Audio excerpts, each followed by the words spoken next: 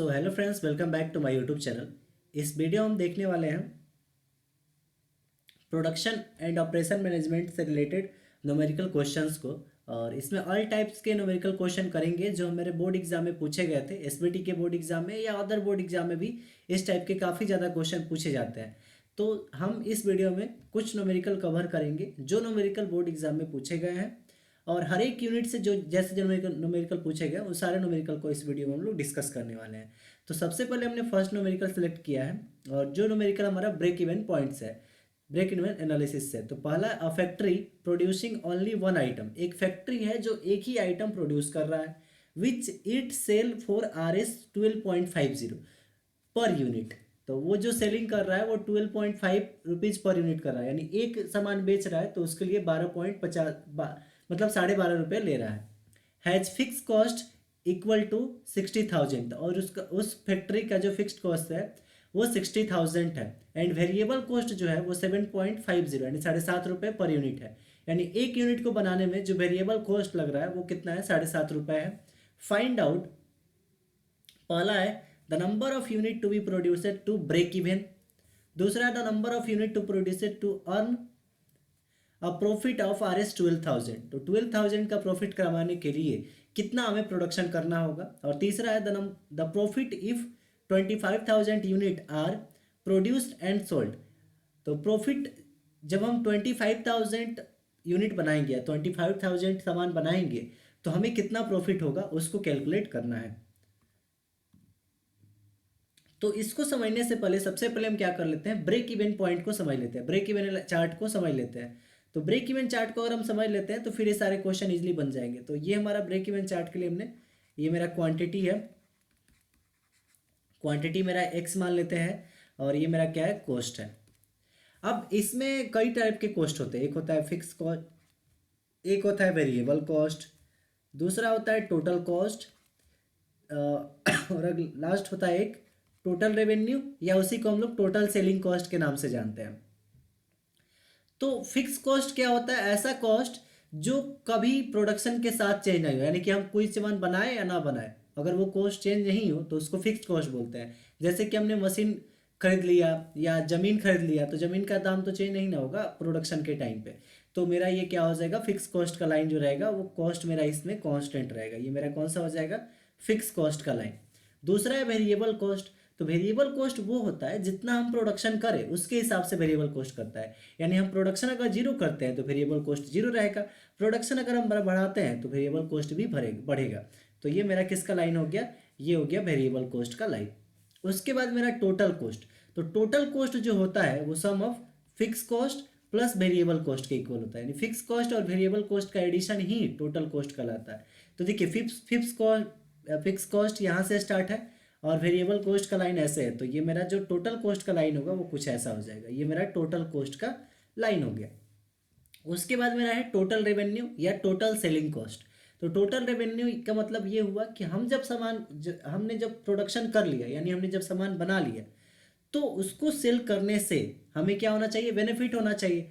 तो अगर मान लीजिए कि मैंने क्या किया, एक भी सामान सेल नहीं किया, तो मेरे पास 0 रुपये आएंगे, एक भी पैसा नहीं मिलेंगे। तो जैसे जैसे हम सामान सेल करेंगे मेरा ये टोटल रेवेन्यू या टोटल सेलिंग कॉस्ट क्या होगा, बढ़ेगा।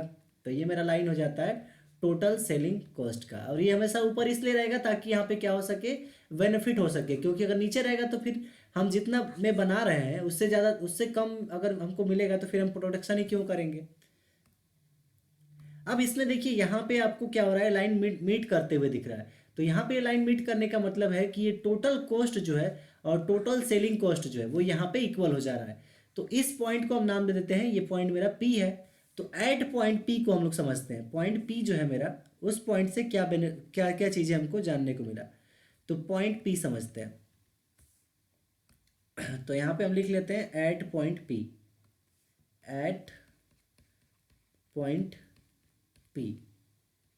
पॉइंट P पे अगर पॉइंट P पे अगर देखें आप, तो इसी पॉइंट को हम लोग बोलते हैं break even point, break even point.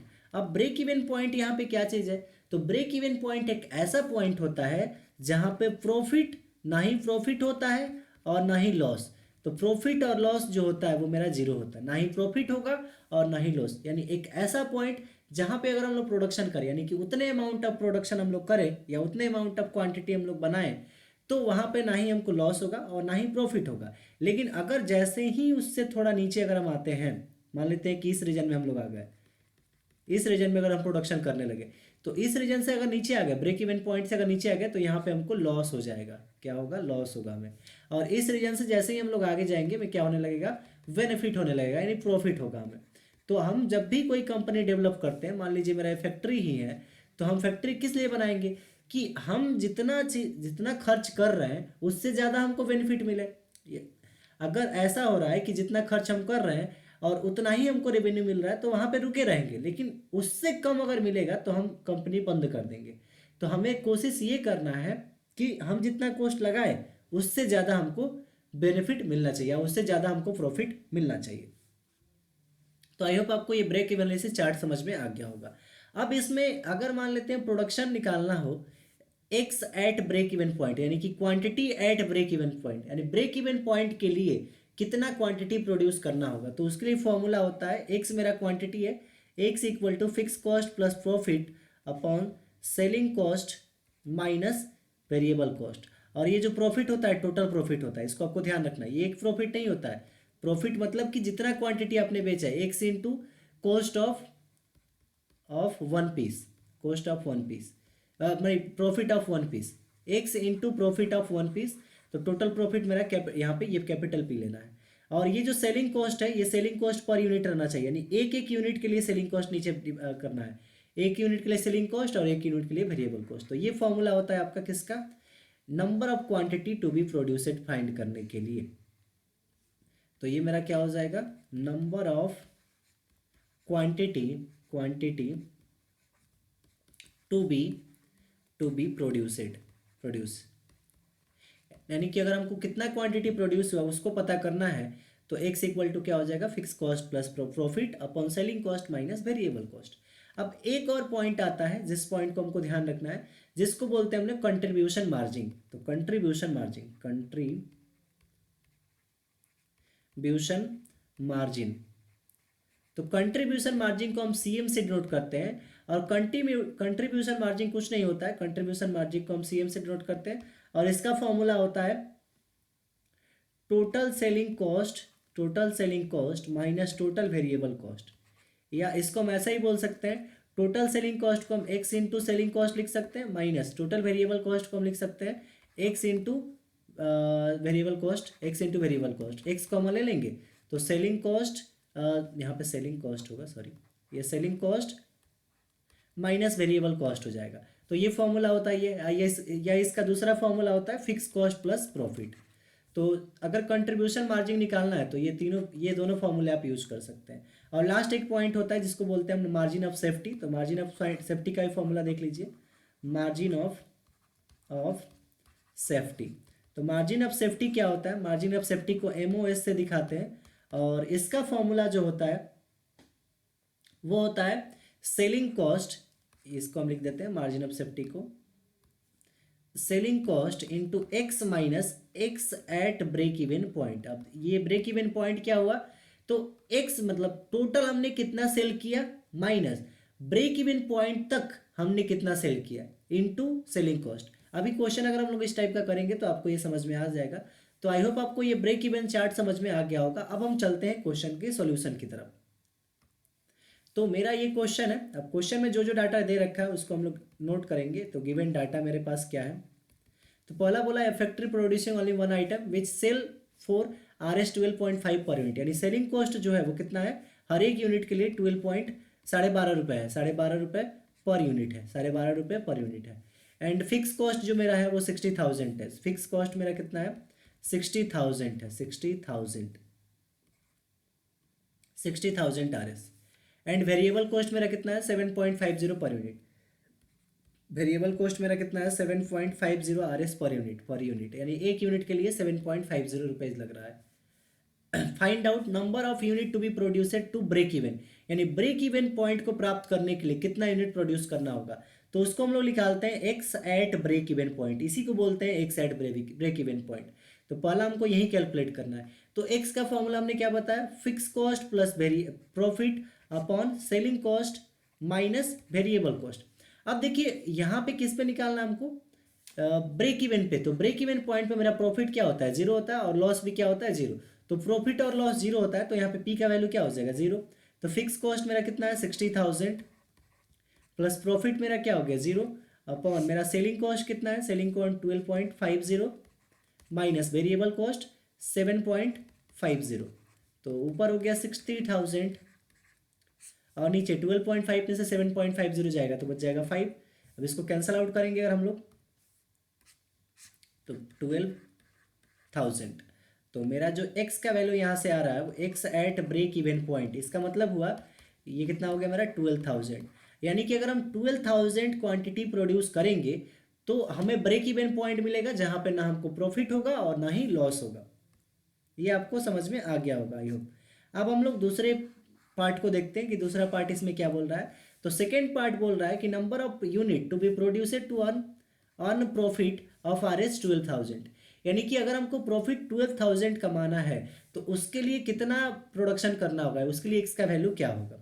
तो प्रॉफिट मेरा कितना हो रहा है, प्रॉफिट मेरा जो हो रहा है सेकेंड केस में प्रॉफिट मेरा जो हो रहा है वो 12,000 करने के लिए हमारा एक्स का वैल्यू क्या होगा, यानी कितना प्रोडक्शन करना होगा। तो एक्स इक्वल टू क्या है, fix cost plus profit upon variable cost, selling cost minus variable cost.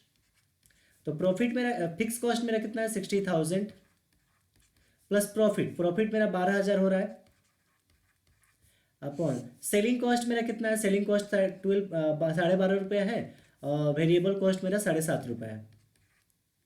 अब इसको सॉल्व कर लेते हैं। तो ये हो गया कितना 60 और 12 हो गया 72,000 और इसमें भाग कर देते हैं, ये हो जाएगा 5 14 और ये हो गया 400 कितना आ रहा है 14,400। यानी कि x का वैल्यू मेरा कितना आ रहा है 14,400 यूनिट। यानी 14,400 क्वांटिटी अगर हम लोग प्रोड्यूस कर देते हैं, 14,400 क्वांटिटी अगर हम लोग प्रोड्यूस कर देंगे तो हमें यहाँ पे प्रॉफिट जो होगा वो प्रॉफिट कितना हो जाएगा 12,000 का। 12,000 का प्रॉफिट करने के लिए हमें 14,400 क्वांटिटी प्रोड्यूस करना होगा। थर्ड पार्ट इसका देखते हैं। थर्ड पार्ट बोला है द प्रॉफिट, यानी प्रॉफिट क्या होगा जब 25,000 यूनिट हम लोग प्रोड्यूस करेंगे या 25,000 यूनिट हम लोग बेचेंगे, सोल्ड करेंगे। 25,000 यूनिट अगर हम लोग बेचते हैं तो हमें प्रॉफिट कितना होगा। तो सेम हम लोग लेते हैं, अब कितना हमको प्रॉफिट चाहिए, एक मिनट। थर्ड केस में हमसे क्या बोला है, थर्ड केस नंबर थर्ड में बोला है कि अगर हम लोग 25,000 क्वांटिटी प्रोड्यूस करते हैं 25,000 तो हमें कितना प्रॉफिट होगा। तो कुछ नहीं करना है, सेम ऐसा इक्वेशन बनाना है, X equal to fix cost plus profit upon variable cost minus selling cost minus variable cost. X का वैल्यू हमको 25,000 दे रखा है तो यहाँ पे 25,000 यूज कर लीजिए और फिक्स कॉस्ट मेरा कितना है 60,000 है ही, प्लस मेरा जो प्रॉफिट है वहाँ पे प्रॉफिट तो निकालना ही है तो प्रॉफिट को पी ही रहने दीजिए। सेलिंग कॉस्ट मेरा जो है वो 12.5 है और माइनस वेरिएबल कॉस्ट 7.5 है। तो ऊपर हो गया 60,000 प्लस प्रॉफिट अपॉन 12.50 में से 7.50 जाएगा, बच जाएगा 5। तो यहाँ से मेरा जो आएगा वो हो जाएगा, ये ऊपर रह जाएगा 60,000 प्लस पी, 60,000 प्लस पी ऐसे ही रह जाएगा और ये 5 इधर गुणा हो जाएगा 25,000 के साथ। तो 25,000 के साथ में इस 5 का गुणा होगा तो कितना हो जाएगा मेरा 125,000। तो यहाँ से प्रॉफिट मेरा क्या हो जाएगा 125,000 माइनस 60,000, यानी कि प्रॉफिट मेरा कितना आ गया यहाँ पे 65,000। प्रॉफिट मेरा कितना आ गया यहाँ से 65,000 रुपये। ये मेरा कितना आ गया प्रॉफिट 65,000 रुपये। तो ये मेरा हो गया इसका कंप्लीट आंसर। तो इसमें 3 पार्ट में क्वेश्चन पूछा था और तीनों पार्ट में हमने इसको सॉल्यूशन कर दिया। तो आई होप आपको ये क्वेश्चन इजीली समझ में आ गया होगा। इसमें करना कुछ नहीं है, बस आपको ये फॉर्मूला ध्यान रखना है। और अगर मान लीजिए इसमें मार्जिन ऑफ सेफ्टी पूछता तो मार्जिन ऑफ सेफ्टी के लिए क्या करते हैं, selling cost into X minus X at break even point, ये हमने निकाला ही है, डायरेक्ट इसमें पुट करके निकाल देते। या कंट्रीब्यूशन मार्जिन पूछता तो फिक्स कॉस्ट मेरा कितना था 60,000 और प्रॉफिट मेरा किस रेंज में देगा वो तो क्वेश्चन में आपसे बोलेगा। तो प्रॉफिट जिस रेंज में देगा उस प्रॉफिट को लेके आप ऐड कर देंगे तो मेरा क्या आ जाएगा, कंट्रीब्यूशन मार्जिन आ जाएगा। तो इस तरह से आप इस टाइप के क्वेश्चन को, ब्रेक इवन एनालिसिस टाइप के क्वेश्चन को कर सकते हैं इजिली। अब हम लोग चलते हैं सेकेंड क्वेश्चन पे। तो सेकेंड क्वेश्चन जो मेरा है वो मेरा ये क्वेश्चन है। अब ये क्वेश्चन क्या है, consider the following jobs and their processing times at corresponding machines using Johnson's rule, find the optimal sequence and makespan time. तो देखिए इसमें क्या फाइंड करना है, find optimal sequence using Johnson equation. Johnson equation rule के help से हमें optimal sequence find करना है एंड स्पेंड टाइम को बनाना है। तो ये क्वेश्चन जो है मेरा वो सीक्वेंस है, किससे क्वेश्चन मेरा सीक्वेंस है, और यहाँ पे जॉनसन रूल की बात कर रहा है। तो सबसे पहले हम लोग जॉनसन रूल को समझेंगे कि जॉनसन रूल आखिर होता क्या है। तो जॉनसन रूल समझते हैं हम लोग। जॉनसन्स रूल, देखिए जॉनसन्स रूल ये जो है सीक्वेंस फाइंड करने का एक तरीका है। अब सीक्वेंस होता क्या है, तो मान लीजिए मेरे पास ABCD मशीन है, तो किस मशीन को पहले रन कराना है उसका एक प्रॉपर वे में सीक्वेंस तैयार करना। मान लीजिए कि B मशीन आप पहले रन कराते हैं, A को बाद में रन कराते हैं, C को और D को ऐसे रन कराते हैं। तो मान लेते हैं कि आपके पास टाइम जो है वो ज़्यादा लग रहा है या टाइम का कंज्यूमर ज़्यादा हो रहा है, यानी कि हम एक ऐसा सीक्वेंस बनाएं जिससे हमारा टाइम कम लगे, मैंने प्रोडक्शन करने में हमको टाइम कम लगे, और दूसरा कि हमें उससे ज़्यादा प्रॉफिट मिल सके, तीसरा कि हमें कॉस्ट कम लगाना पड़े। तो इसी को हम लोग बोलते हैं सीक्वेंसिंग। तो हम जॉनसन रूल से सीक्वेंस फाइंड करेंगे कि कैसे हम किसी रो या कॉलम का सीक्वेंस फाइंड कर सकते हैं। और ये जॉनसन रूल जो है वो हमेशा दो मशीन्स पे अप्लाई होता है। दो मशीन अगर आपके वर्क में हो तो ये जॉनसन रूल उस पर अप्लाई होता है। तो यानी कि जॉनसन रूल को सॉल्व करने के लिए आपको दो मशीन होना चाहिए। अगर आपको दो मशीन में नहीं दिया हो या चार, तीन मशीन दिया हो, चार मशीन, तो आपको उसको दो मशीन में कन्वर्ट करना होगा। तो सबसे पहले समझ लेते हैं एक छोटा सा एग्जांपल लेके कि इस टाइप के क्वेश्चन सॉल्व कैसे करते हैं हम लोग। तो मान लेते हैं मेरे पास जॉब जो है वो जॉब मेरा ABC है, और मशीन मेरा M1 जो है वो 2, 5 और 6 प्रोड्यूस कर रहा है, और या टाइम लगा रहा है ये 8, 3, 5 का टाइम लगा रहा है, या मान लेते हैं 8, 3, 4 का टाइम लग रहा है इसमें। तो मेरे पास ये हो गया, ये मेरे पास जॉब हो गया। तो किस जॉब को पहले देना है, ये 2, 8, 5, 3, 6, 4 ये सब टाइम है। यानी मशीन 1 को ए जॉब कंप्लीट करने के लिए 2 मिनट टाइम चाहिए, मशीन 2 को ए जॉब कंप्लीट करने के लिए 8 मिनट टाइम चाहिए। अब हम लोग इसका सीक्वेंस फाइंड करेंगे। तो सीक्वेंस फाइंड करने के लिए जॉब कितना है हमारा, 1, 2, 3, 3 जॉब है तो 3 बॉक्स बना लेंगे यहाँ पे। हम यहाँ पे कितने बॉक्स बना लेंगे, 3 बॉक्स बना लेंगे। तो मेरा यहाँ पे 3 बॉक्स बन गया है। अब किस बॉक्स में कौन सा नंबर पहले आएगा उसको देखना है। तो देखिए एक तरफ आप मशीन 1 लिख लीजिए, एक तरफ मशीन 2 लिख लीजिए। अब आपको क्या करना है कि आपको मशीन वाले रो में, ये मशीन 1 है और ये मशीन 2 है, दोनों में पता करना है कि सबसे छोटा कौन है। तो देखिए इस मशीन में सबसे छोटा 2 है और इस मशीन में सबसे छोटा 3 है, टोटली मिला के इसमें सबसे छोटा जो हो रहा है दोनों मशीन में 2 हो रहा है। तो 2 सबसे छोटा है और वो किस मशीन में है, मशीन 1 में। तो मशीन 1 वाले केस में, यानी मशीन 1 वाले केस कौन सा है, ये इधर से जाएगा, और मशीन 2 वाला केस इधर से आएगा। तो मशीन 1 वाले केस में जो है 2, वो क्या हो रहा है, सबसे छोटा है। तो सबसे पहले उसको प्रोडक्शन करेंगे, और उस जॉब का क्या नाम है, ए। तो हम यहाँ पे ए उसको लिख देंगे। मेरा ये जॉब कौन सा हो गया, ए जॉब हो गया। आई होप आपको ये समझ में आ गया होगा। अब ये वाला रो यूज हो गया, ये वाला जॉब यूज हो गया। अब हमारे पास 2 बच गया, 5, 3, 6 और 4। तो इसमें सबसे छोटा कौन है, तो इसमें सबसे छोटा है 3।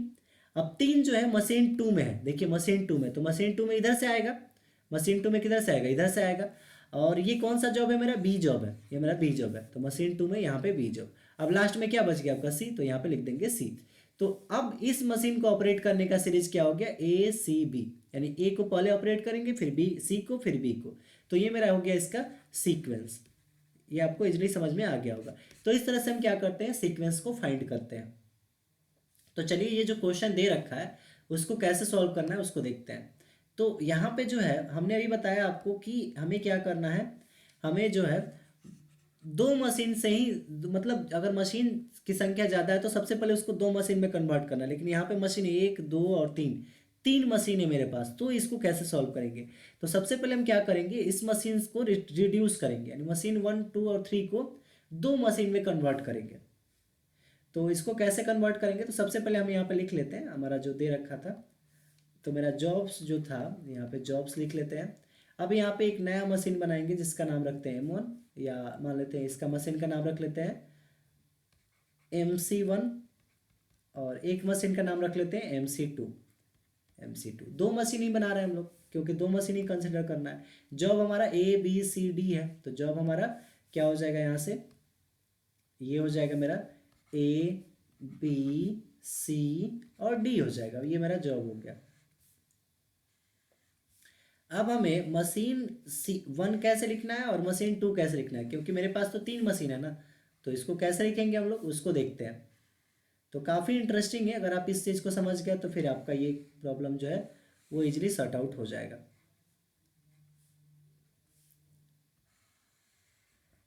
तो हम सबसे पहले यहाँ पे टेबल बना लेते हैं। तो हमने यहाँ पे टेबल ड्रॉ कर लिया है। अब हमें मशीन 1 लिखना है। तो देखिए आपको लिखने का तरीका हम बताते हैं। मशीन 1 को अगर आपको लिखना है तो आप क्या करेंगे, मशीन 1 और मशीन 2 के टाइम को ऐड कर देंगे। और मशीन आपको 2 को अगर लिखना है तो आप क्या करेंगे, मशीन 2 प्लस मशीन 3 को लिख देंगे।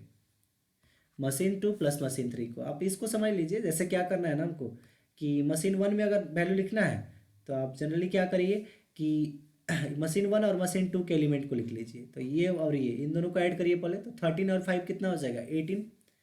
तो मेरा यहाँ पे आ जाएगा 18। फिर मेरा सेकंड देखते हैं, तो 5 और 3 मेरा कितना हो जाएगा, 8 हो जाएगा। तो यहाँ पे आ जाएगा 8। फिर हम लोग देखते हैं क्या है, 6 और 4 कितना आ जाएगा मेरा, 6 और 4 मेरा हो जाएगा ये 10। तो हम यहाँ पे लिख देंगे 10। फिर हम लोग देखते हैं क्या है, 7 और 2 कितना आ जाएगा मेरा, 9। तो यहाँ पे लिख देंगे 9। अब हम लोग मशीन 2 में चलते हैं। तो मशीन 2 देखते हैं। तो मशीन 2 में मेरे पास किस तरह से आएगा, तो अब आपको क्या करना है, मशीन 2 और 3 को ऐड कर देना है। तो इन दोनों को ऐड करेंगे। 5 और 9 कितना हो जाएगा, 14। तो 5 और 9 यहाँ पे लिख देंगे 14। फिर आपको क्या करना है, इन दोनों को ऐड करना है। 3 और 7 हो गया 10। तो आपको यहाँ पर रख लेना है 10। फिर आपको क्या करना है, इन दोनों को ऐड करना है। तो 4 और 5 हो गया 9। तो यहाँ पर रख लेंगे 9। और फिर आपको क्या करना है, 2 और 6 है। तो 2 और 6 को ऐड करेंगे तो कितना हो जाएगा मेरे पास यहाँ पे 8। तो ये मेरा मशीन का सीरीज बन गया। अब देखिए इसमें 2 मशीन आ गया। अब यहाँ पे जॉनसन्स रूल हम लोग इजीली अप्लाई कर सकते हैं। तो अब इसको कैसे फाइंड करना है, तो हमें क्या फाइंड करना है, इसका सीक्वेंस फाइंड करना है। तो सीक्वेंस फाइंड करने के लिए जितने जॉब है उतने टाइप के आप बॉक्स बना लीजिए। तो जॉब मेरे पास कितने हैं, जॉब मेरे पास है 4। तो 4 जॉब है, तो हम कितने बॉक्स बना लेंगे, 4 बॉक्सेस बना लेते हैं। ये मेरा 4 बॉक्स बन गया। अब ये मेरा मशीन 2 जो है इधर से जाएगा, और मशीन मेरा 1 जो है वो इधर से आएगा। यानी स्टार्टिंग मशीन का 1 का इधर होगा और मशीन 2 का इधर से होगा। चलिए तो अब हम लोग देखते हैं कि सबसे पहला हम लोग किसको सेलेक्ट करेंगे। काफ़ी इंपॉर्टेंट है ये चीज़ को समझना। तो देखिए मशीन 1 और मशीन 2 में सबसे छोटा एलिमेंट कौन सा है, तो देखिए मशीन 1 में भी 8 है सबसे छोटा, और मशीन 2 में भी 8 है सबसे छोटा। तो अब आपको करना कुछ नहीं है, 8 इस 8 के सामने देखना है कितना है। तो इस 8 के सामने आपका 10 है। और ऐसा नहीं, आपको इसको ऐसे समझना है, मतलब दोनों के सामने क्या है, 8 8 है। ठीक है, दोनों में क्या आ रहा है, 8 आ रहा है।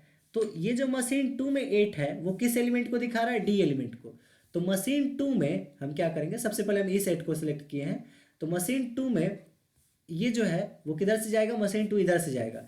तो स्टार्टिंग जो होगा वो किधर से होगा, इस साइड से होगा। और ये कौन सा एलिमेंट जॉब है, डी। तो डी जॉब को यहाँ पे असाइन कर देंगे। तो मेरा ये जो पार्ट है वो कंप्लीट हो गया, ये मेरा पार्ट कंप्लीट हो गया। अब इस वाले को कंसिडर हम लोग नहीं करेंगे। फिर मेरा 8 यहाँ पे है, तो ये मेरा मशीन 1 में है, और ये कौन सा जॉब है, मेरा बी जॉब है। तो हम मशीन 1 में है तो इधर से जाएंगे इस साइड से। तो यहाँ पे मेरा बी जॉब आ गया। तो आई होप आपको ये भी समझ में आ गया। तो अब इसको भी हम लोग कंसिडर नहीं करेंगे। यानी कुल मिला के हम क्या कर देंगे, इस वाले को और इस वाले को नेग्लेक्ट कर रहे हैं, क्योंकि इसका हमने यूज कर लिया। अगर मान लीजिए आपके पास जॉब कितने, 4 ही जॉब है, और बी और डी यूज कर लिया आपने, तो फिर आपको बचा क्या, ए और सी ही ना बचा। अब मेरे पास 18 है, 14 है, 10 है और 9 है। तो इसमें सबसे छोटा कौन है, तो इसमें सबसे छोटा मेरे पास क्या है, 9 सबसे छोटा है। तो 9 जो सबसे छोटा है वो किस में आ रहा है, मशीन 2 में। और मशीन 2 में कौन सा हो रहा है, सी। तो मशीन 2 में सी हो रहा है। तो मशीन 2 किधर से, इधर से, इस साइड से आ रहा है। तो मशीन 2 में कौन सा पार्ट हो रहा है, सी। तो यहाँ पे आएगा सी। यहाँ पे मेरा कितना आएगा, सी। अब बच क्या गया आपके पास, बच गया आपका ए। तो यहाँ पे लिख दीजिए ए। तो ये मेरा इस मशीन का हो गया सीक्वेंस। यानी इस तरह से इस मशीन को ऑपरेट करना होगा। फिर से समझ लीजिए इसको कैसे किया हमने, क्योंकि इसमें कन्फ्यूजन काफ़ी ज़्यादा होता है। तो हम लोग इसको फिर से एक बार समझ लेते हैं कि कैसे हमने उसको असाइन किया। तो इसमें आपको बस ध्यान ये रखना है ना कि जो सबसे छोटा है उसको पहले लेना है।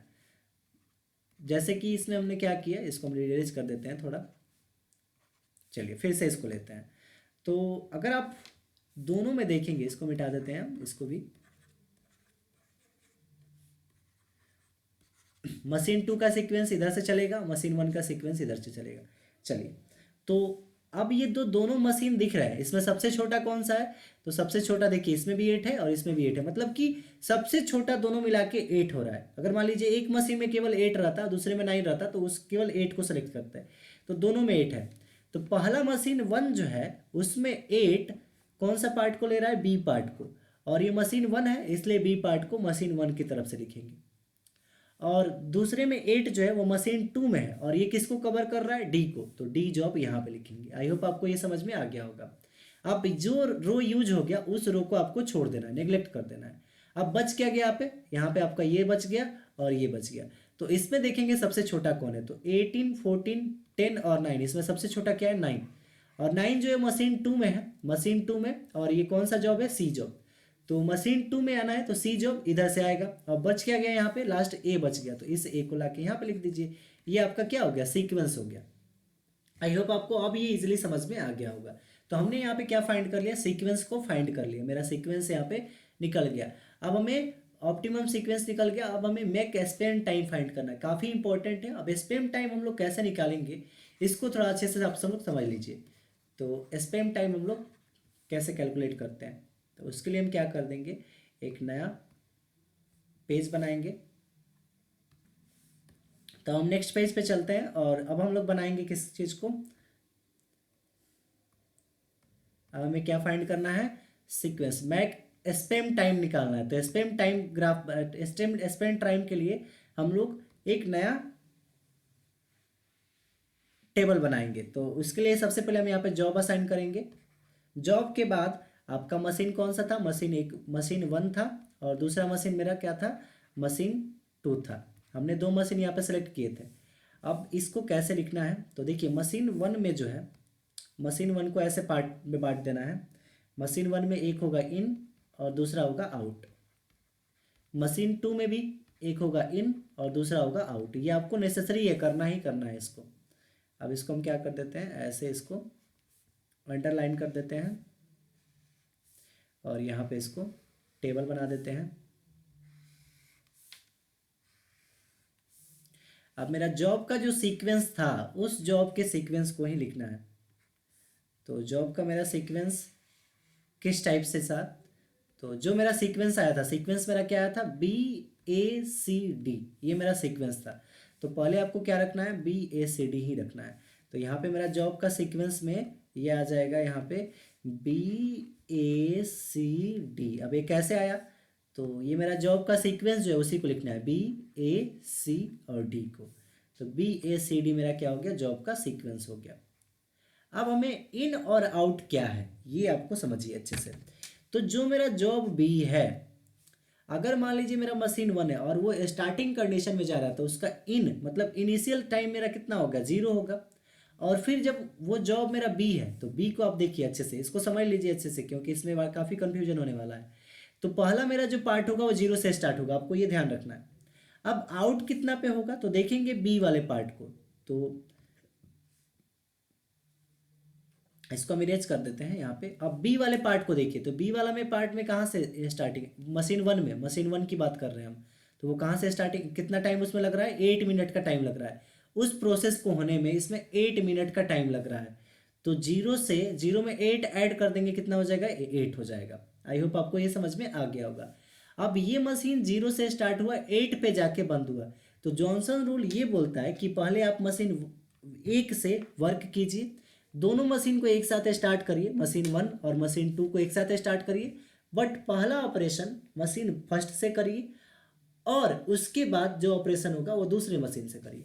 तो पहला मेरा जो था बी वाला पार्ट में आप देखेंगे, तो बी वाला पार्ट में मेरा क्या हुआ कि उस प्रोसेस को करने के लिए कितना मिनट का टाइम चाहिए था बी वाले को करने के लिए, बी वाले को लिखे थे ऊपर, तो 8 मिनट का टाइम चाहिए था मशीन वन को। तो मशीन वन में 8 मिनट का टाइम ऐड कर देंगे, तो 0 से स्टार्ट हुआ, 0 में 8 ऐड करेंगे तो 8 हो जाएगा।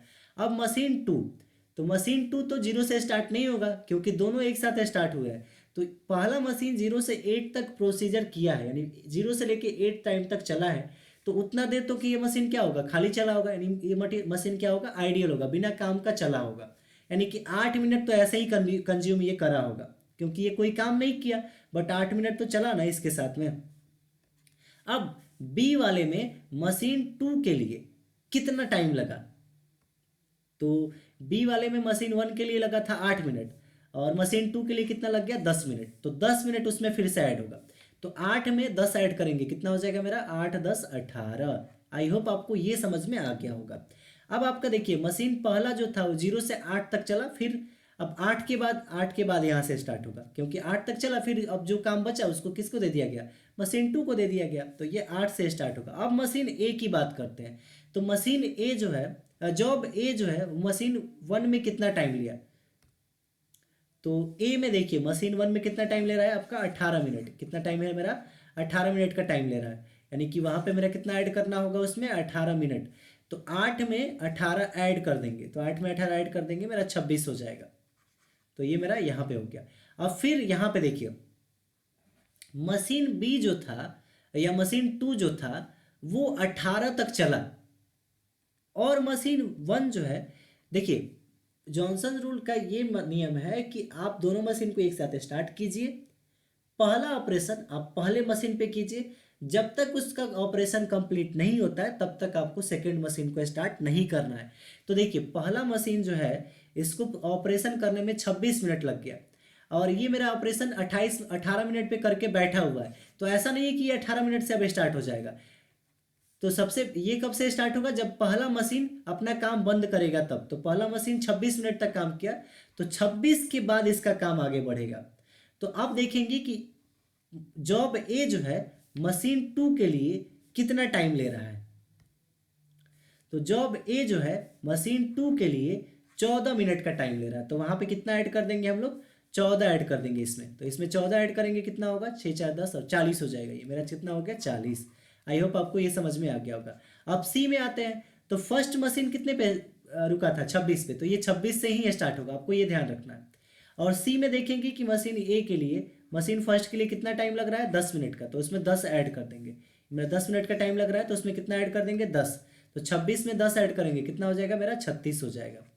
अब फिर देखिए यहाँ पे ये मेरा 36 है और ये मेरा 40 है, तो मशीन पहला जो है वो 36 मिनट तक काम किया, लेकिन दूसरा मशीन 40 मिनट तक काम किया। तो ऐसा थोड़ी है कि 36 मिनट तक ये काम किया तो उसके बाद डायरेक्ट ये 36 से ये स्टार्ट होगा, क्योंकि ये 40 मिनट तक काम तो कर रहा है, अभी 36 मिनट तो ये करके बैठ गया ना, लेकिन ये कहाँ से स्टार्ट कर रहा है, 40 से। तो अब इसको स्टार्ट करेंगे 40 से, क्योंकि इसको प्रोसेसिंग करने में, क्योंकि ये 40 मिनट तक काम कर रहा था, तो 36 मिनट के बाद काम कैसे करेगा, 40 मिनट कंप्लीट करेगा उसके बाद काम करेगा।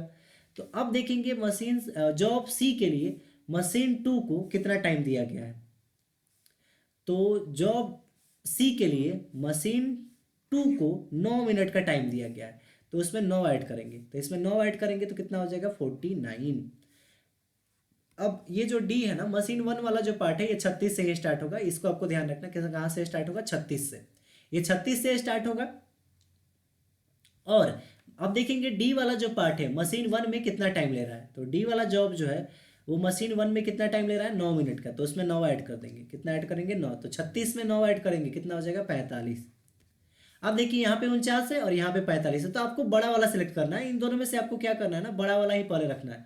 तो 45 और 49 में कौन बड़ा है, 49, तो 49 को ही रखना है, क्योंकि 49 मिनट ये चल रहा है और ये 45 मिनट, तो 45 मिनट तो ये चल गया, लेकिन ये 49 मिनट चला ना, तो 49 पहले कंप्लीट करेगा तब ना जाके उसके आगे का प्रोसीड्यूर करेगा, तो 49 हो गया।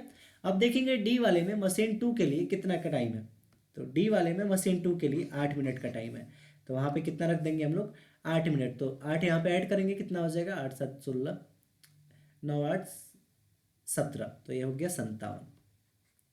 तो लास्ट यहाँ पे कितना आ गया, 57। तो अब हमको यहाँ पे क्या फाइंड करना है, सबसे पहला जो फाइंड करना था वो क्या था मेरा, स्पैन टाइम, स्पैन टाइम। तो स्पेंड टाइम कुछ नहीं होता है, जो लास्ट वाला टाइम आपको दिख रहा है ना, यानी टोटल ऑपरेशन होने में जितना टाइम लगा, कितना टाइम लगा है टोटल ऑपरेशन होने में, 57 मिनट। तो यहाँ पे 57 मिनट इसका क्या हो गया, स्पेंड टाइम हो गया। 57 मिनट मेरा क्या हो गया, स्पेंड टाइम हो गया। तो इस तरह से आप क्या कर सकते हैं, इसका स्पेंड टाइम निकाल सकते हैं। और दूसरा अगर मान लेते हैं कि आपको आइडियल टाइम निकालना हो मशीन और वन वन और टू के लिए, हम आपको ये भी बता देते हैं आइडियल टाइम कैसे निकालेंगे।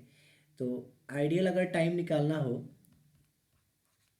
Ideal time for machine one के लिए, देखिए आइडियल टाइम का मतलब होता है कि वो मशीन कितना देर तक खाली रहा। तो मशीन वन में देखिए, मशीन वन में अगर आप देखेंगे तो 0 से स्टार्ट हुआ फिर 8 पे गया, कोई गैप नहीं। 8 से स्टार्ट हुआ 26 पे गया, कोई गैप नहीं। 26 से स्टार्ट हुआ 36 पे गया, कोई गैप नहीं। 36 से स्टार्ट हुआ 45 पे गया, कोई गैप नहीं। तो इसका लास्ट 45 है और ये लास्ट कब तक चला है, 57 मिनट तक। तो ideal time 57 minus machine first कितने बंद हुआ, 45, तो इसको माइनस कर देंगे तो मेरा ये आ जाएगा 12 मिनट। 12 मिनट मेरा मशीन वन का आइडियल टाइम हो गया। उसी तरह मशीन टू के लिए आइडियल टाइम जो होगा, तो मशीन टू में देखिए 8 से स्टार्ट हुआ 18 पे बंद हुआ, 8 से स्टार्ट हुआ 18 पे बंद हुआ। अब 18 से 26 बढ़ा, 18 से 26, 18 के बाद एक ही बार 26 आ गया, तो 18 से 26 जाने में कितना टाइम लगा होगा, 2 और 8 मिनट तो एक्स्ट्रा लग गया यहाँ पे। फिर ये 40 से 40 ठीक है, 49 से 49 ठीक है, और ये 57। तो डायरेक्ट किसका हो गया, इसका कितना आंसर हो गया, 8 मिनट। तो मशीन वन का आइडियल टाइम 12 मिनट और मशीन टू का ideal time 8 minute. Ideal time ये बताता है कि वो मशीन कितना देर रेस्ट किया। तो मेरा यहाँ से क्या निकल गया, आइडियल टाइम निकल गया। तो आई होप आपको ये क्वेश्चन इजीली समझ में आ गया होगा सीक्वेंस का। सीक्वेंस में करना कुछ नहीं है, अगर मशीन आपको ज़्यादा पार्ट में हो तो मशीन को आपको रिड्यूस करके 2 मशीन में कन्वर्ट करना है, और फिर आपको उसका ऑर्डर कैसे बनाना है, मतलब उसका सीक्वेंस कैसे बनाना है। तो सीक्वेंस के लिए क्या करना है, जितने जॉब हो उतने पार्ट बना लीजिए। सबसे छोटे पार्ट को पहले सिलेक्ट करिए। मशीन टू को आपको राइट साइड से लेफ्ट की ओर करना है, और मशीन वन को लेफ्ट टू राइट साइड करना है। ये आपका ये क्वेश्चन हुआ। अब हम लोग चलेंगे नेक्स्ट क्वेश्चन पे और देखेंगे नेक्स्ट क्वेश्चन मेरा किस टाइप का था। तो नेक्स्ट जो मेरा क्वेश्चन है, अब नेक्स्ट क्वेश्चन ये वाला क्वेश्चन है, काफ़ी अच्छा क्वेश्चन है ये मेरा क्वेश्चन। बोला XYZ company sell a particular model of the product in various month of the year using 3 month moving average method. 3 month moving average method का यूज करके find the exponential smooth forecast. Exponential smooth forecast find करना है 4 month अक्टूबर। अक्टूबर month का यहाँ पे forecast find करना है। देखिए यहाँ पे सितंबर दिया है, तो अक्टूबर मंथ का फोरकास्ट क्या होगा उसको फाइंड करना है। Take exponential smoothing constant as 0.3। तो एक्सपोनेंशियल स्मूथिंग कांस्टेंट आपका 0.3 यूज करना है। तो सबसे पहले आपको इसका फॉर्मूला बता देते हैं। तो इसका जो फॉर्मूला होता है एक्सपोनेंशियल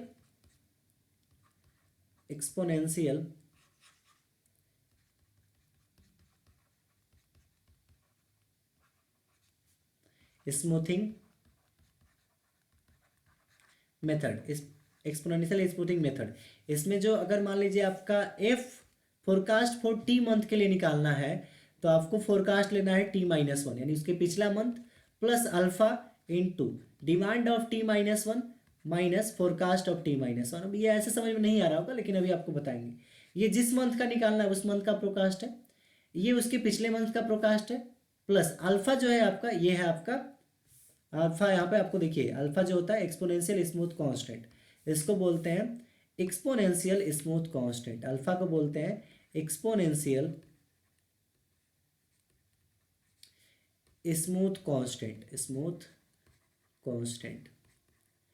और ये मेरा T-1 क्या हो गया, प्रीवियस मंथ का डिमांड, और F-T-1 क्या हो गया, प्रीवियस मंथ का फोरकास्ट। तो इस तरह से आपको इस क्वेश्चन को सॉल्व करना है। तो हमने यहाँ पे टेबल पहले से बना रखा है, और ये मेरा कार में दे रखा है, ये सारा कार है मेरा। ये क्वेश्चन पिछले बार एग्जाम में पूछा हुआ है, आप इस क्वेश्चन को चेक कर सकते हैं। तो ये सारा जो है ये है मेरा डिमांड, इतना का डिमांड चल रहा है। ये मेरा कौन सा ईयर है, और ये मेरा क्या है, ये मंथ है। यहां से हम क्या फाइंड करेंगे, फोरकास्ट फाइंड करेंगे। फोरकास्ट तो देखिए फोरकास्ट, हमें फोरकास्ट किसका फाइंड करना है, अक्टूबर का फोरकास्ट फाइंड करना है। तो सबसे पहले हम क्या करेंगे, सितंबर का फोरकास्ट फाइंड करेंगे। ये तो सारा डिमांड हो गया, तो डिमांड ऑफ सितंबर का कितना है, सितंबर का डिमांड मेरा 75 है। डिमांड ऑफ सितंबर, ये सारा पॉइंट को हम लिख रहे हैं, इसको आपको ध्यान रखना है। ये डिमांड ऑफ सितंबर मेरा कितना है, 75। अगर हम फोरकास्ट ऑफ सितंबर निकालें तो वो बोला है कि किससे निकालना है आपको, पहले 3 मंथ मूविंग एवरेज मेथड का यूज करना है। तो डिमांड ऑफ सितंबर का फोरकास्ट ऑफ सितंबर का निकालने के लिए 3 मंथ मूविंग एवरेज मेथड का यूज करना है। यानी इस मेथड का क्या इसका हमको फोरकास्ट अगर निकालना है सितंबर का, तो आपको इसके पहले का 3 वैल्यू यूज करना है। तो पहला 3 वैल्यू क्या है मेरा, 100 है, प्लस 85 है, प्लस 65 है, और जितना आपने मंथ को ऐड किया उतने से डिवाइड कर दीजिए। तो फोरकास्ट ऑफ सितंबर मेरा कितना हो गया, फोरकास्ट ऑफ सितंबर मेरा हो जाएगा, इसको ऐड करके डिवाइड करते हैं, देखते हैं कितना आता है। 100 प्लस 85 प्लस 65/3, मेरा कितना आ रहा है, 83.33। तो ये मेरा कितना हो गया फोरकास्ट ऑफ सितंबर। तो देखिए अब इसका मतलब क्या हुआ, फोरकास्ट ऑफ सितंबर 83.33 कितना आया, और ये डिमांड मेरा कितना था, 75 था। तो अब इसका मतलब ये हुआ कि हमने जो फोरकास्ट किया था वो फोरकास्ट मेरा 83.33 था। मतलब मान लीजिए मेरा हमने 83 कार का डिमांड किया, फोरकास्ट किया, लेकिन डिमांड एक्चुअल कितना आया, 75 का। ठीक है, तो इसका मतलब यही हुआ। अब हमें क्या फाइंड करना है, हमें फाइंड करना है अक्टूबर मंथ का फोरकास्ट। तो फोरकास्ट फॉर अक्टूबर मंथ हमको फाइंड करना है। तो अक्टूबर मंथ का फोरकास्ट हम लोग कैसे निकालते हैं, देखिए। तो फोरकास्ट फॉर अक्टूबर मंथ किसके हेल्प से निकालना है, एक्सपोनेंशियल स्मूथ मेथड के हेल्प से। और इसमें अल्फा का वैल्यू कितना दे रखा है, देख लीजिए। एक्सपोनेंशियल स्मूथ कांस्टेंट मेरा 0.3 है, तो 0.3 मेरा अल्फा का वैल्यू है, 0.3। फोरकास्ट ऑफ अक्टूबर का अगर निकालना है तो फोरकास्ट ऑफ सितंबर पर ले लेना है, प्लस अल्फा लेना है, फिर डिमांड ऑफ सितंबर लेना है, डिमांड ऑफ सितंबर लेना है, माइनस फोरकास्ट ऑफ सितंबर। तो फोरकास्ट ऑफ सितंबर मेरा कितना आया, 83.33 प्लस अल्फा मेरा कितना हो गया, 0.3। डिमांड मेरा कितना है, डिमांड फॉर सितंबर मेरा कितना है, 75, माइनस फोरकास्ट को फॉर सितंबर मेरा कितना है, 83.33। बस इसको सॉर्ट आउट करिए, सॉल्व करिए, और आपका आंसर यहाँ से आ जाएगा। ये 6 नंबर में क्वेश्चन पूछा हुआ था। 83.33 प्लस 0.3 इंटू 75 माइनस 83.33। अब इसको माइनस करते हैं, सॉल्व करते हैं, तो कितना आ रहा है मेरा, 80.831। अब देखिए ये फोरकास्ट फॉर अक्टूबर है, तो इसको हम लोग क्या बोलते हैं, पॉइंट में नहीं लेते हैं, क्योंकि ये कार का डिमांड हो गया ना, तो कार का डिमांड पॉइंट में तो नहीं ना होगा। तो इसको 80 आ रहा है, 83 नहीं, 80.831। तो इसको क्या कर देते हैं, राउंड ऑफ कर देते हैं, तो ये अप्रोक्सीमेटली 81 के आसपास है। तो 81 कार मेरा जो होगा वो अक्टूबर मंथ का डिमांड होगा। आई होप आपको ये क्वेश्चन का आंसर समझ में आ गया होगा। सो ये क्वेश्चन 6 मार्क्स में पूछा था, काफ़ी ईजी है। पहला आपसे बोला था कि आपको फोरकास्ट सितंबर मंथ का निकालिए, ये 3 मंथ मूविंग एवरेज मेथड से। तो 3 मंथ का हमने पिछला ऐड किया और 3 से डिवाइड कर दिया, तो सितंबर का क्या आ गया, फोरकास्ट आ गया। और अक्टूबर का निकालने के लिए एक्सपोनेंशियल मेथड का हमने यूज कर दिया, तो यहाँ से ये अक्टूबर का निकल गया। अब हम लास्ट क्वेश्चन देखेंगे, जो क्वेश्चन पिछली बार पूछा हुआ है। तो ये क्वेश्चन जो मेरा है, ये वाला क्वेश्चन देखिए, ये मेरा क्वेश्चन है, given element balance line in the also determined balance delay. तो पहला इसमें बैलेंस डिले निकालना है, लाइन इफिशियंसी निकालना है, take cycle time as 12 minute. तो साइकिल टाइम अगर 12 मिनट हो तो आपको लाइन इफिशियंसी और बैलेंस डिले कैलकुलेट करना है। तो इसमें देखिए बैलेंस डिले जो होता है उसका फॉर्मूला बताते हैं। बैलेंस डिले जो होता है उसका फॉर्मूला होता है n into T C minus T W C upon n into T C. अब n का मतलब हुआ, n हुआ मेरा total number of work station. T C मेरा क्या हो गया, cycle time. T W C मेरा क्या हो गया, work element, total time of work element, total time of work constant या वर्क एलिमेंट, वर्क कांस्टेंट ही लिख सकते हैं। तो ये मेरा एन सी नीचे, एन टी सी भी नीचे भी है। तो अगर आप वर्क एलिमेंट टाइम को ऐड कर देते हैं तो आपका ये टी डब्ल्यू सी मिल जाता है। इसको ऐड करेंगे तो आपका टी डब्ल्यू सी मिल जाएगा। और मेरा जो साइकिल टाइम है वो कितना दे रखा है, यहाँ पे 12 मिनट दे रखा है।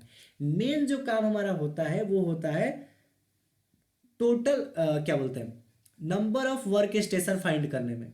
अगर आप number of work station easily find कर लेंगे तो आपका ये क्वेश्चन बहुत ही इजीली सॉल्व हो जाएगा।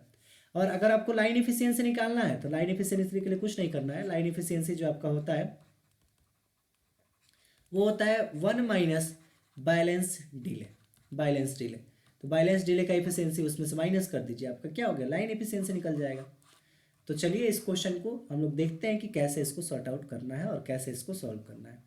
तो सबसे पहले हमारा जो एलिमेंट है उसको लिखेंगे, फिर हमारा वर्क एलिमेंट टाइम को लिखेंगे और प्रोसीडिसेंस प्रेसिडिसेंस का लिखेंगे।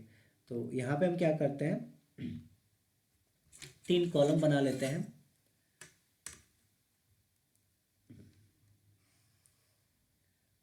मेरा ये पहला हो गया, दूसरा हो गया और मेरा ये तीसरा कॉलम हो गया।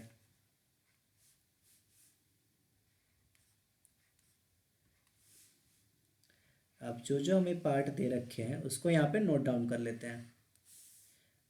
तो इसको थोड़ा सा हम अच्छे से बना लेते हैं। तो हमने यहाँ पे एक टेबल बना लिया है। यहाँ पे एलिमेंट है आपका, पहला क्या है एलिमेंट, दूसरा क्या है वर्क एलिमेंट टाइम, वर्क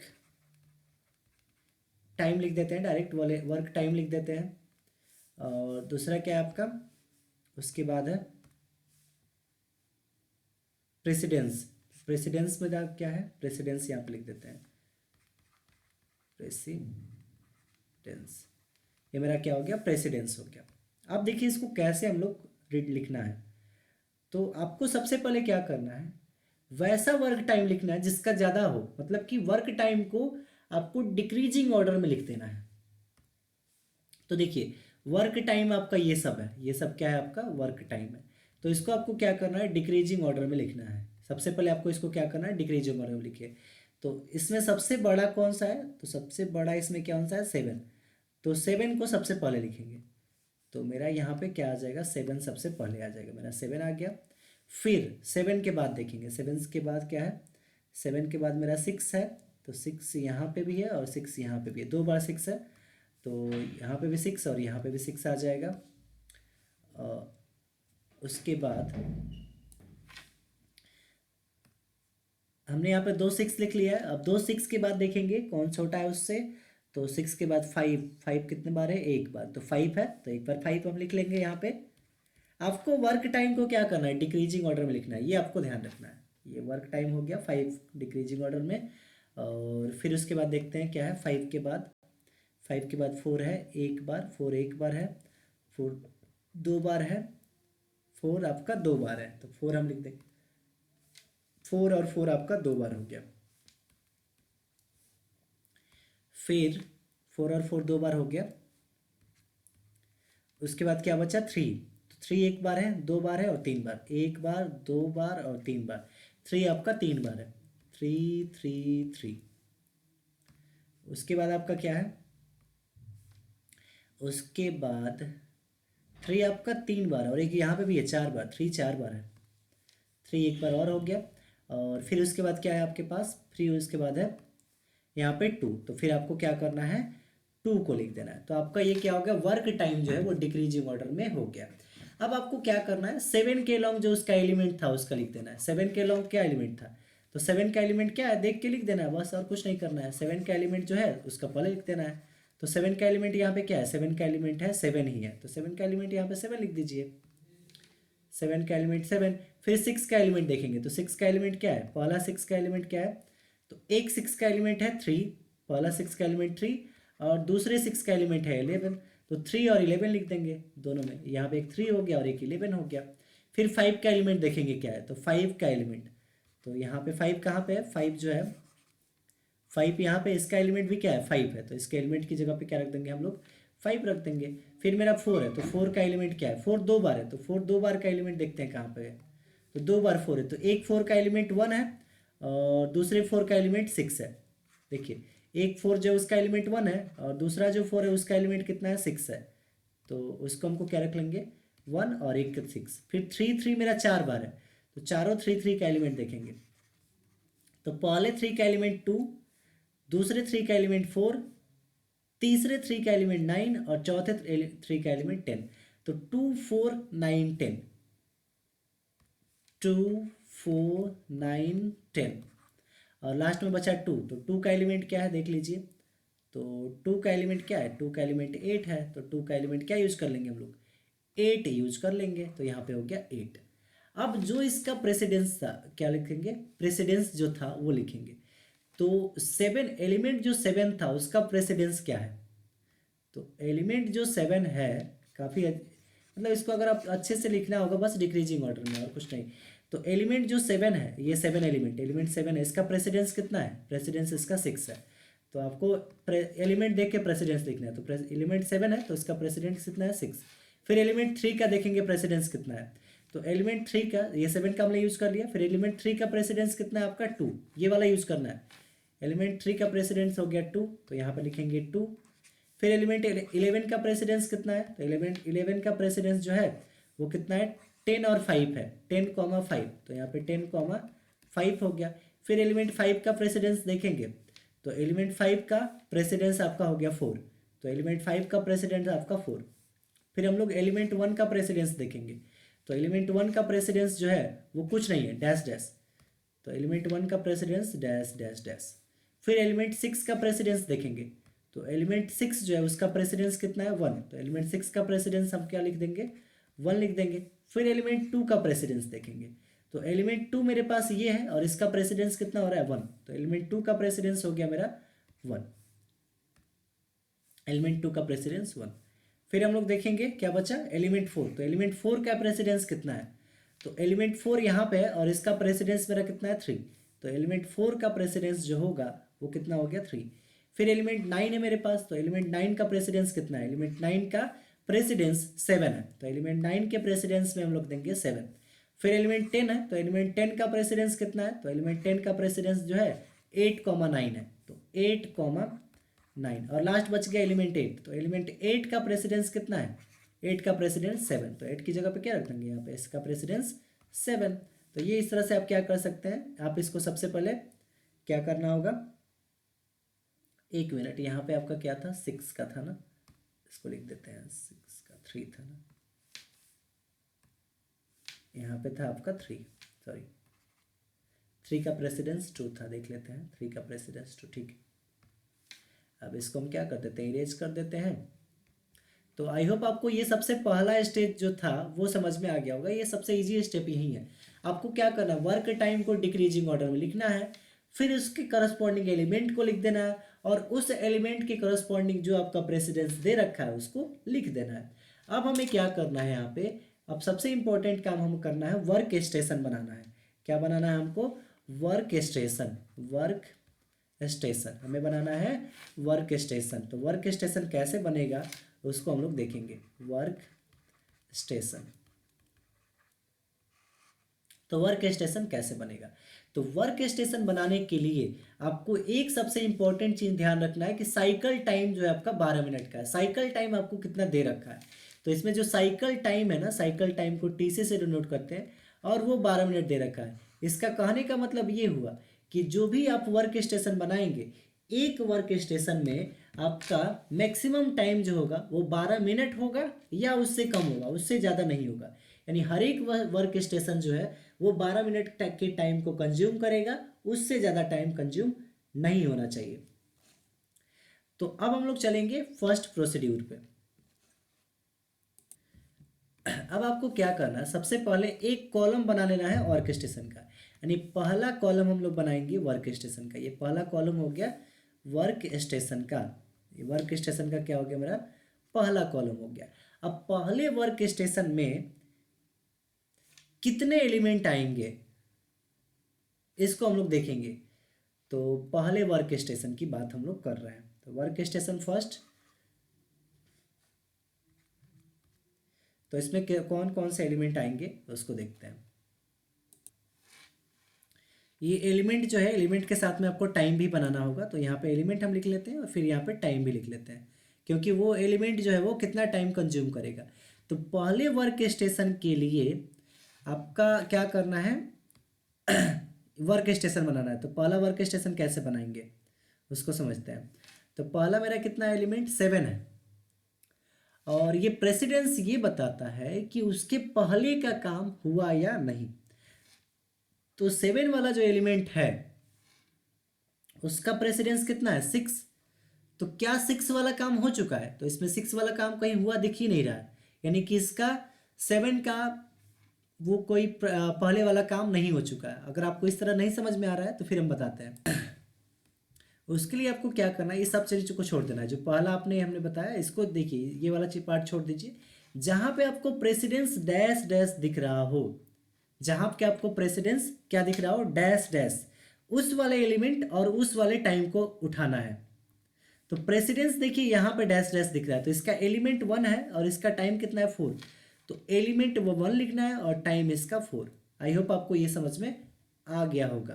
तो पहला काम हमको वहीं से करना है, जहाँ पे आपको प्रेसिडेंस डैश डैश दिख रहा हो उस वाले एलिमेंट और उस वाले वर्क टाइम को उठा के यहाँ पे लिख देना है। फिर अब हम लोग स्टार्टिंग से चलेंगे। तो ये मेरा पहला काम हो चुका है, अब हम लोग स्टार्टिंग से चलते हैं। तो 7 वाले में देखेंगे प्रेसिडेंस कितना है 6 और मेरा इसका वर्क टाइम कितना है 7। तो 7 वाले में हम लोग प्रेसिडेंस देखेंगे, तो प्रेसिडेंस इसका कितना है 6 है ना, और इसमें 6 यूज हुआ है नहीं हुआ है, यानी कि 6 वाला काम नहीं हुआ है। या तो हम 7 को नहीं रख सकते क्योंकि 6 वाला जो है वो नहीं हो चुका है। प्रेसिडेंस का मतलब हुआ कि वो वाला काम जो है वो जो नंबर है या वो जो नंबर इंडिकेट हो रहा है वो काम हो जाना चाहिए। लेकिन इसमें एक जो है ये एक तो नहीं हुआ, एक में क्या 6 दिख रहा है नहीं दिख रहा है, तो यहाँ पे 6 दिख ही नहीं रहा है, यानी कि इस वाले को हम यूज अभी नहीं करेंगे। फिर इसके बाद यहाँ पे 3 है और इसका प्रेसिडेंस कितना है 2, तो 2 भी इसमें नहीं हुआ है तो 2 को नहीं लेंगे। फिर इसके बाद क्या है 11, इसका प्रेसिडेंट 10 और 5 है, तो क्या इसमें 10 और 5 है? तो नहीं है, यानी कि ये भी नहीं लेंगे। फिर इसके बाद 5 है और 5 का प्रेसिडेंस 4 है, तो 4 इसमें एलिमेंट में आपका 4 हुआ है तो नहीं 4 यूज हुआ है, तो 4 को हम नहीं लेंगे यहाँ पे। और फिर हम लोग देखते हैं, तो इसका तो हमने यूज कर लिया है। 6 को देखते हैं, तो 6 का प्रेसिडेंस कितना है 1, और देखिए यहाँ पे एलिमेंट में 1 यूज हो चुका है, यानी कि 1 वाला काम हो चुका है। यानी कि अब हम क्या लेंगे, इसका जो एलिमेंट और वर्क टाइम है उसको यूज कर लेंगे 6 और 4। तो मेरा एलिमेंट 6 है और ये हो गया 4। आई होप आपको ये समझ में आ गया होगा। फिर देखेंगे हम लोग इसके बाद है 2 और इसका प्रेसिडेंस कितना है 1 है, तो यानी कि ये भी यूज हो चुका है। तो ये कितना है 2 है और इसका टाइम कितना है 3, तो एलिमेंट 2 और टाइम हो गया 3। फिर उसके बाद क्या है मेरा पास 4 है और इसका प्रेसिडेंस 3 है, तो प्रेसिडेंस 3 यहाँ पे कहीं दिख रहा है नहीं दिख रहा है, यानी कि इसका यूज हम नहीं कर सकते अभी। फिर हम लोग देखेंगे 9 को, तो 9 का प्रेसिडेंस कितना है 7 और 7 इसमें तो है नहीं, तो 7 का हम लोग यूज नहीं करेंगे।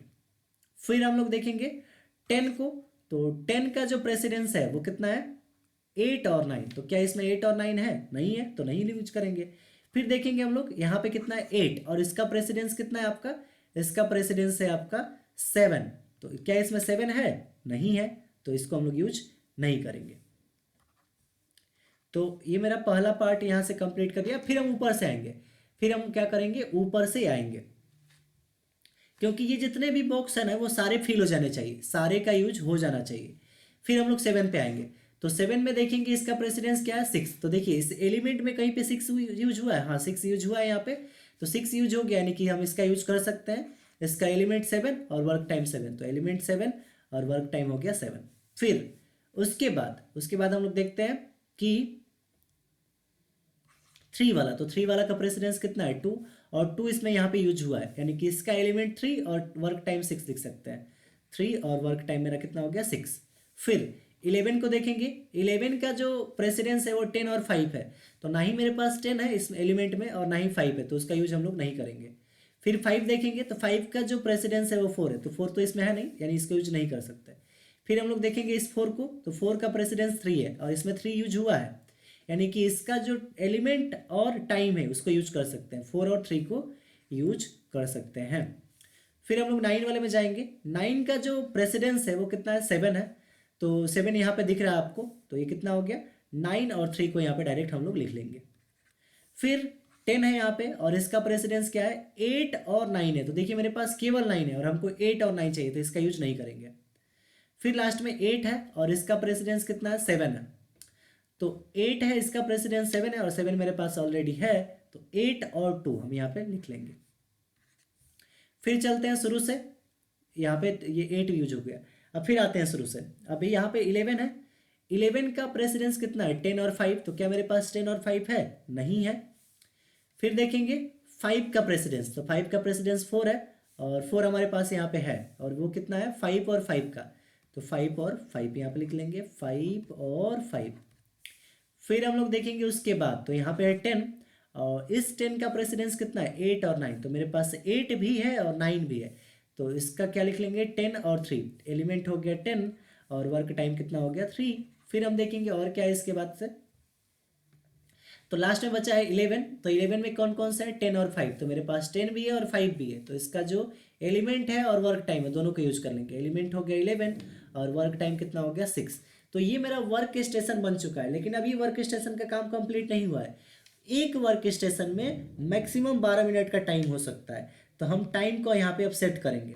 तो पहला देखिए 4 4 कितना हो गया 8 8 और 3 कितना हो गया मेरा 8 और 3 हो गया 11। 11 में 7 जोड़ देंगे तो उससे ज़्यादा हो जाएगा, यानी 12 से ज़्यादा होगा, यानी कि ये पहला वर्क स्टेशन जो होगा यहीं पे बंद हो जाएगा। इसका टाइम कितना हो जाएगा 11। 12 से ज़्यादा नहीं होना चाहिए, या तो 12 के बराबर होगा या 12 से कम होगा। फिर अगला देखेंगे, यहाँ पे 7 है और फिर यहाँ पे 6 है, तो 7 में 6 ऐड करेंगे तो 13 हो जाएगा, तो 13 तो हम लेंगे नहीं, यानी क्या केवल क्या लेंगे हम, केवल क्या लेंगे हम 7 वाला लेंगे। यहाँ पे 1 मिनट, ये 6 था ऐसे, तो फिर क्या लेंगे हम केवल इसमें 7 वाला लेंगे, क्योंकि 6 ऐड करेंगे तो कितना हो जाएगा 13। तो इसका जो वर्क स्टेशन हो गया ये सेकेंड बन गया, ये फर्स्ट वर्क स्टेशन है, ये सेकेंड वर्क स्टेशन है। फिर देखेंगे यहाँ पे 6 है 3 है। अच्छा एक चीज़ और कर सकते हैं इसमें, फिर देखते हैं हम लोग, 6 है 3 है, तो 6 3 हो गया आपका कितना 6 और 3 हो गया आपका यहाँ पे 9, 9 और 3 आपका कितना हो गया 12। हाँ 6 और 3 9 3 12, तो 12 मेरा यहाँ पे कंप्लीट हो रहा है, यानी थर्ड वर्क स्टेशन यहाँ पे बन गया। फिर हम लोग देखेंगे यहाँ पे, तो 2 और 5 हो गया 7, 7 और 3 मेरा कितना हो गया 7 और 3 हो गया आपका ये 10, 10 और 6 ऐड करेंगे तो 16 हो जाएगा, तो 16 तो नहीं लेंगे, तो इसको यहीं पे क्लोज कर देंगे, ये फोर्थ वर्क स्टेशन बन गया। और लास्ट में 6 बच गया, तो ये कौन सा वर्क स्टेशन हो जाएगा फिफ्थ वर्क स्टेशन हो जाएगा। तो मेरे पास यहाँ पे total number of work station कितने आ गए, एक यहाँ पे, दो यहाँ पे, तीसरा यहाँ पे, चौथा यहाँ पे, पांचवा यहाँ पे, यानी कुल मिला के जो मेरा मेन फोकस है ना वो नंबर ऑफ वर्क स्टेशन को फाइंड करना था, और इसमें नंबर ऑफ वर्क स्टेशन कितने मिल गए हमको 5। तो मेरा नंबर ऑफ वर्क स्टेशन कितना आ गया, work station number of work station, number of work station मेरा कितना आ गया, वो आ गया 5। कितना आ गया मेरा यहाँ पे 5 आ गया। अब हम यहाँ पे इसको ऐड करेंगे, इसको ऐड अगर करते हैं तो हमें मिलता है TWC, यानी time, total time of work, total time of work station. तो इसको ऐड कर रहे हैं, इसको ऐड करेंगे तो क्या मिलेगा हमको TWC मिल जाएगा, TWC, इसको TWC बोलते हैं। इसको ऐड करिए, 4 और 3 कितना हो गया 7, 7 और 6 आपका हो गया 7, यहाँ पे इसको ऐड कर लेते हैं हम। तो ये मेरा आ रहा है 46 मिनट, 46 मिनट। यहाँ से TWC मेरा कितना आ रहा है 46 मिनट। तो यहाँ पे हम TWC जो है, ये नंबर ऑफ वर्क स्टेशन जो है, इसको हम n से दिखाते हैं। तो n मेरा कितना दे रखा है, यहाँ पे डायरेक्ट लिख देते हैं, n मेरा 5 हो गया, और मेरा जो ये आया TWC ऐड करने पे तो कितना आया 46 मिनट आया। तो हम यहाँ पे अब निकालेंगे क्या चीज़, हमें निकालना है, पहला निकालना है बैलेंस डिले। और एक चीज़ आपको देखना है, साइकिल टाइम कितना दे रखा है 12 मिनट, तो साइकिल टाइम भी लिख लीजिए TC आपको दे रखा है कितना 12 मिनट। अब हमको पहला निकालना है बैलेंस डिले, बैलेंस डिले। तो बैलेंस डिले कैसे निकालते हैं हम लोग, तो बैलेंस डिले का फॉर्मूला होता है n into TC minus TWC upon n into TC, और परसेंटेज में निकालने के लिए 100% से मल्टीप्लाई कर देंगे।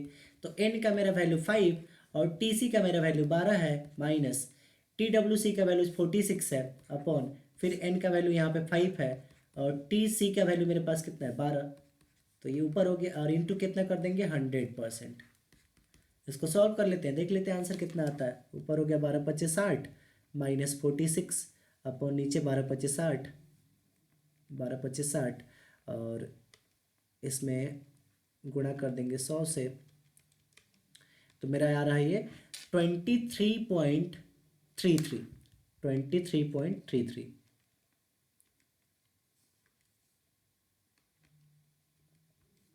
ये मेरा कितना आ रहा है 23.33% मेरा क्या आ रहा है, बैलेंस डिले आ रहा है। अब बैलेंस डिले का मतलब ये हुआ ना कि इतना देर तक काम जो है मेरा रुका हुआ है या इतना लेट से मेरा काम हो रहा है, इसको ऐसा बोला जा सकता है।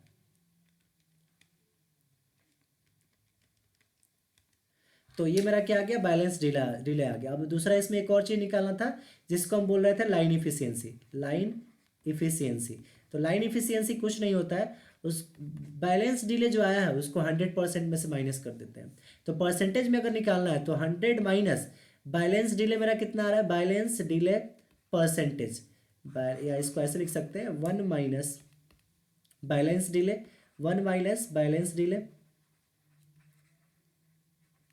और परसेंटेज में अगर आपको लिखना है तो ये हो जाएगा 100, 1 का 100% हो जाता है और ये मेरा 23.33 है। तो इसको माइनस कर लीजिए, कितना है 100 में से माइनस करेंगे 23.33, तो मेरा आंसर आ रहा है कितना 76.67 मेरा लाइन इफिशियंसी आ गया। तो आई होप आपको ये जो लेक्चर होगा वो क्लियरली अच्छे से समझ में आ गया होगा और इसी टाइप से बोर्ड एग्जाम में न्यूमेरिकल पूछे गए थे। अगर आप इसको अच्छे से कर लेते हैं तो बोर्ड एग्जाम के आपके सारे न्यूमेरिकल बन जाएंगे। So thanks for watching my video and keep supporting and subscribe my YouTube channel.